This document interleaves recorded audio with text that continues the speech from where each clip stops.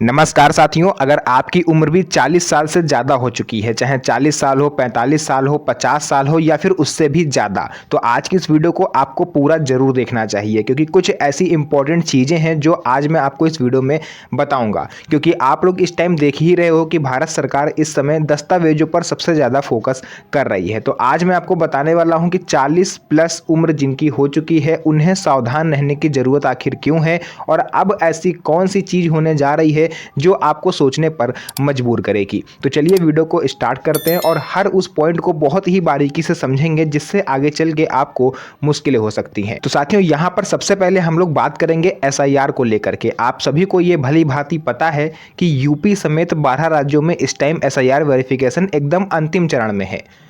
6 फरवरी को इसकी जो लास्ट डेट है वो ख़त्म हो रही थी, फाइनल ड्राफ्ट लिस्ट जारी होनी थी, लेकिन चुनाव आयोग ने इसे 1 महीने के लिए और बढ़ा दिया। अब ये 1 महीना बढ़ाया गया है, क्यों बढ़ाया गया वो भी मैं आपको बताऊंगा और क्यों 40 प्लस उम्र वालों को मैं सावधान होने को कह रहा हूँ। साथियों, यहाँ पर मैं आपको बता दूं कि टोटल करोड़ों मतदाता ऐसे थे, यूपी में ही अकेले लगभग 3 करोड़ मतदाता थे जिनको जो है नोटिस भेजा जाना था। बाकी अन्य राज्यों की तो मैं गिनती भी नहीं कर रहा हूँ। लगभग अगर टोटल ओवरऑल हम लोग देखें तो 5 से 6 करोड़ मतदाता ऐसे थे जिन्हें नोटिस भेजा जाना है, लेकिन अभी नोटिस केवल पहले चरण का ही भेजा गया है, उन्हीं की सुनवाई अभी चल रही है। और सबसे ज़्यादा जो परेशान है वो हैं 40 प्लस उम्र वाले, क्योंकि नोटिस के दौरान जब आपको ईआरओ के सामने पेश होना होता है तो वो आपसे कुछ महत्वपूर्ण दस्तावेजों की मांग करते हैं। मांग कुछ ऐसे करते हैं कि आप किसी भी तरह से ये प्रूफ करो कि आप भारत में 1987 से पहले से रह रहे हो।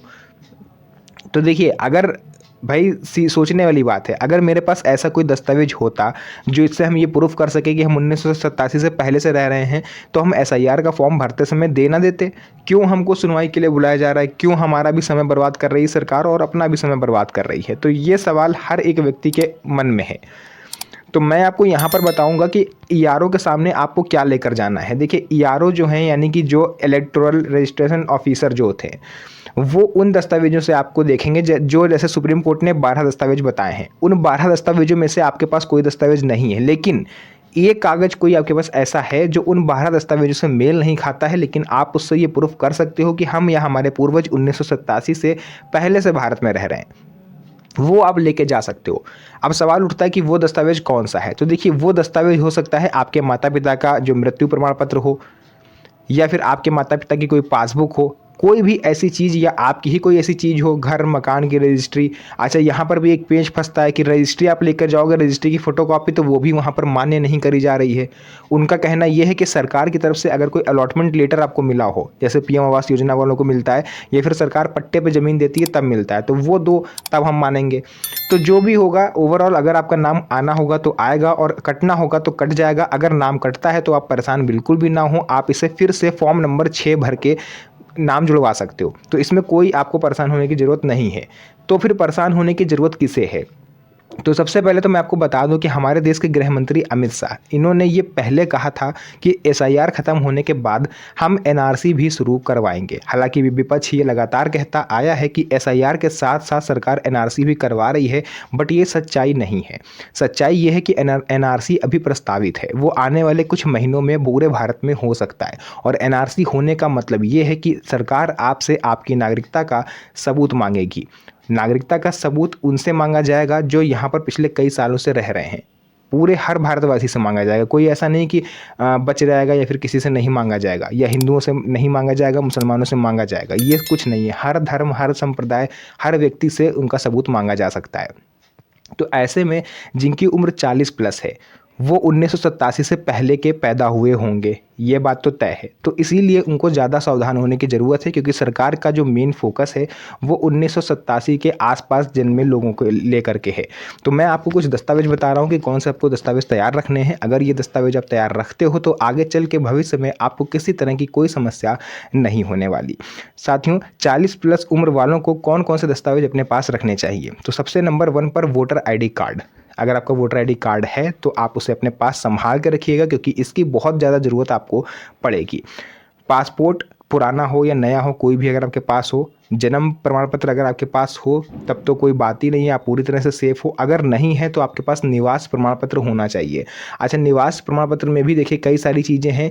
लोग अपना निवास प्रमाण पत्र को आप ध्यान से देखो, उस पर सामान्य निवास प्रमाण पत्र अगर लिखा हुआ है तो वो मान्य नहीं है।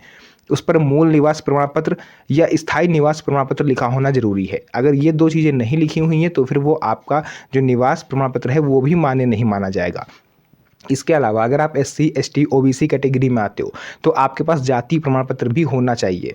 इसके अलावा ज़मीन मकान की रजिस्ट्री भी आप दे सकते हो, पावर ऑफ अटॉर्नी के थ्रू हो, चाहे जैसे भी हो आप दे सकते हो। पुराना राशन कार्ड अगर आपके पास है, माता पिता के कोई भी दस्तावेज हैं, तो ये दस्तावेज ऐसे हैं जो आपको संभाल कर रखने चाहिए। ये कागज़ ऐसे हैं जो आगे चल के आपको पूरी तरह से सेफ रखेंगे। जन्म प्रमाण पत्र अगर आपके पास नहीं है तो उसका प्रोसेस मैं आपको कई बार बता चुका हूं कि आपको कैसे करना है, तो मैं यहाँ पर आपको और ज़्यादा डिटेल में बता देता हूं कि आपको करना क्या है। आप किसी भी वकील को हायर कर लीजिए, उससे एफिडेविट बनवाइए। अब जो वकील होगा अगर वो आपकी जान पहचान का होगा तब तो ठीक है। अगर आप किसी नए वकील को हायर करते हो तो वो आपसे 2 गवाहों को लाने के लिए कहेगा। अब जिन 2 गवाहों को आप लेकर के जाओगे वो आपकी उम्र से 4 से 5 साल बड़े होने चाहिए, तभी तो वो सबूत देंगे कि हाँ ये मेरे सामने पैदा हुए। तो वो 4 से 5 साल, कायदे में तो 10-15 साल बड़े हों, बट 4 से 5 साल भी बड़े होंगे तो चलेगा। उनके आधार कार्ड की एक फ़ोटो कॉपी ले जाइएगा, एक फ़ोटो उनकी लगेगी और वहाँ पर वकील के सामने सिग्नेचर होंगे गवाह के तौर पर। फिर आपका एफिडेविट बनेगा। उस एफिडेविट को आपको SDM कार्यालय में जाके या फिर मजिस्ट्रेट के सामने आपको वेरीफाई करवाना पड़ेगा। फिर उसके बाद आप एप्लीकेशन फॉर्म भरोगे नगर निगम कार्यालय से या प्रखंड कार्यालय से, तब जाके कहीं आपका बर्थ सर्टिफिकेट इशू होता है। सेम यही प्रोसेस पासपोर्ट का होता है। पासपोर्ट में इससे ज़्यादा वेरिफिकेशन होता है क्योंकि उसमें पुलिस वेरिफिकेशन भी शामिल होता है। पुलिस आपके घर पर आती है जांच करने कि आप वाकई में यहाँ रहते भी हो या नहीं, आपके क्रिमिनल रिकॉर्ड पूरे खंगाले जाते हैं, तब जाके आपको पासपोर्ट इशू होता है। इसी वजह से कई लोग पुलिस का नाम सुन के पासपोर्ट नहीं बनवाते और पैसा भी उसमें ज़्यादा लगता है।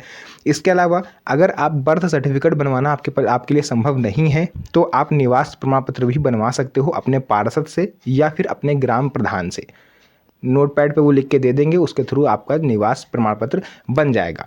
स्कूल रिकॉर्ड अगर आपके पास कोई पुराना हो, 5वीं 8वीं 10वीं तक जहाँ तक भी आप पढ़े लिखे हो, अगर शैक्षणिक प्रमाण पत्र मिल जाता है तो वो भी काम करता है, चाहे TC हो चाहे मार्कशीट हो।